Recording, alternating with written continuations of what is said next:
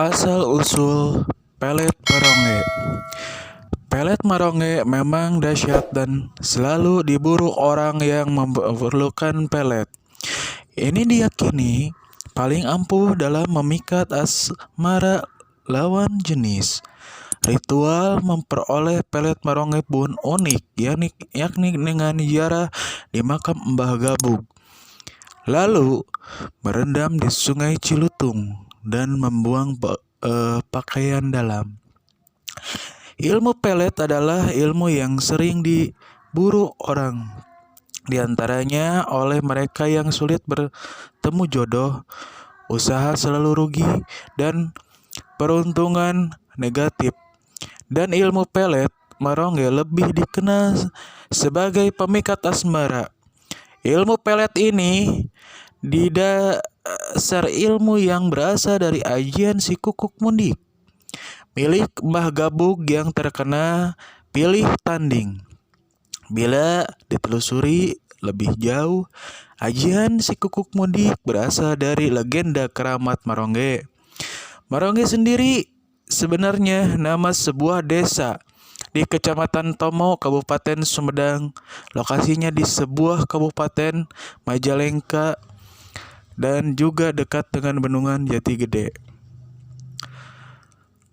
Menuju ke lokasi harus melalui jalan setapak yang cukup menanjak. 100 meter kemudian terdapat komplek pemakaman umum Desa Maronge.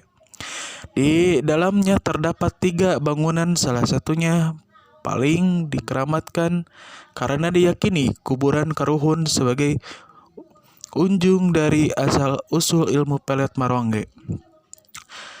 Tiada lain adalah makam Mbah Gabug, Mbah Stayu, Mbah Naibah, dan Mbah Naidah. Setiap hari selalu saja ada yang berziarah di lokasi ini, kecuali Selasa. Penziarah tampak berbeludak bila malam Jumat Kliwon tiba. Saat itulah ritual nyacap ajian ilmu pelet maronge dilakukan. Terkadang pengunjung mencapai ratusan orang. Bahkan suatu kali pernah mencapai 1.000 orang. Ketika Jumat Kliwon di pertapaan dengan bulan Maulud. Mbah Gabug adalah wanita ayu asal Mataram yang bermukim di Kampung Babakan dekat Keramat Maronge.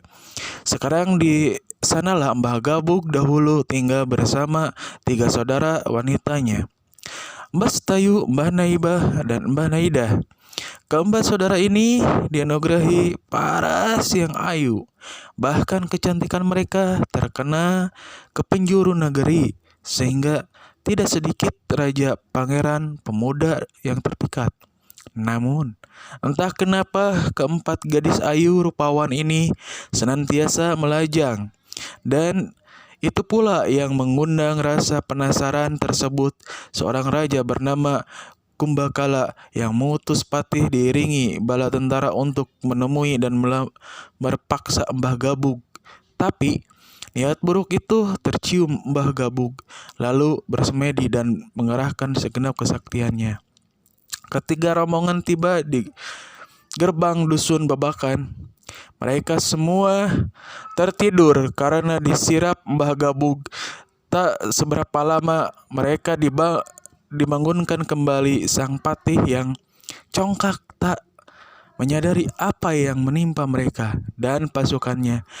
Ia tetap bersikeras menyampaikan permintaan raja dan meminta Mbah Gabug sudi dipersunting Raja Kumbakala. Menghadapi kepongkahan sang patih, Mbah Gabug tetap tenang. Ia menyatakan bersedia bersunting Raja Kumbakala. Namun dengan satu syarat. Syaratnya adalah Kumbakala sanggup mengembalikan kukuk, sejenis buah labu yang berair atau labu air yang dibawa arus deras Sungai Cilutung yang bermuara di Sungai Cideres. Mendapat tentangan itu, patih kembali menghadapi Raja Kumbakala. Sang raja yang angkuh itu pun bersedia meladeni tantangan kekasih hatinya, Mbah Gabug. Di sisi Sungai Cilutung, keempat wanita itu menyaksikan kesaktian Raja Kumbakala. Mbah Gabug melempar buah kuku ke sungai dan hanyut di bawah air deras. Kumbakala mengerahkan kesaktian untuk menarik kembali buah kukuk itu sehingga melewati arus. Namun sehingga seluruh kesaktiannya terkuras, buah itu tak kunjung kembali. Ia pun akhirnya mengaku kalah. Sambil meminta Mbah Gabug untuk menarik buah kukuk yang hanyut itu, Mbah Gabug dengan tenang mengeluarkan loncan selendang yang dijuluki Cindewulung itu dan mengibaskan 3 kali. Sungguh menakjubkan sehingga buah kukuk yang telah hanyut di bawah arus itu kembali dan akhirnya loncat ke sebuah batu cadas yang berbentuk meja. Hingga kini batu cadas ini dikenal dengan nama Cadas Meja dan masih bisa disaksikan di Kampung Parung Gaul, Desa Bonang, Kecamatan Panyingkiran, Kabupaten Majalengka, yang berbatasan dengan lokasi Karamat Marongge berada. Nama Marongge diceritakan upaya menaklukkan dan mempersunting Mbah Gabug dan ketiga saudaranya ini terus berulang, namun mereka selalu menang dan tetap ingin melajang. Konon itu semua berkat selendang sakti berjuluk Cindewulung. Hingga suatu ketika Mbah Gabug pergi tanpa pamit selama 3 tahun 41 hari. Mbah Gabug menghilang. Ketika saudaranya mencari-cari hingga sampai ke suatu hutan lebat. Di sana Mbah Gabug ditemukan dalam keadaan tafakur, bahkan seperti sudah hendak meninggal, dan pada saat bersamaan terdengarlah gaib suara ilmu memerintahkan 3 adiknya Mbah Gabug untuk mencari kilaju susu munding, buah mirip belinjo yang bentuknya sebesar pentil kambing. Buah itu diperuntukkan sebagai obat bagi Mbah Gabug. Mereka pun menemukannya dan ramuannya diminum kepada Mbah Gabug. Perlahan Mbah Gabug sembuh, tapi terdengar lagi suara gaib. Kali ini si empu suara memperkenalkan diri dengan nama Eyang Haji Putih Jagariksa, penunggu Gunung Hade. Kemudian Mbah Gabug menyuruh ketiga adiknya menggali tanah. Mbah Gabug dahulu ditemukan terbaring.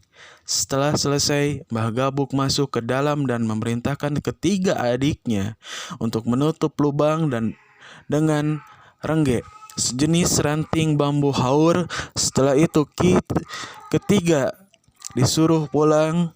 Mereka penasaran dengan apa yang akan dilakukan kakaknya ketika saudara ini kembali ke tempat itu menjelang tengah malam, dan mereka sungguh terkejut ketika dari tempat itu melihat merong cahaya memancar.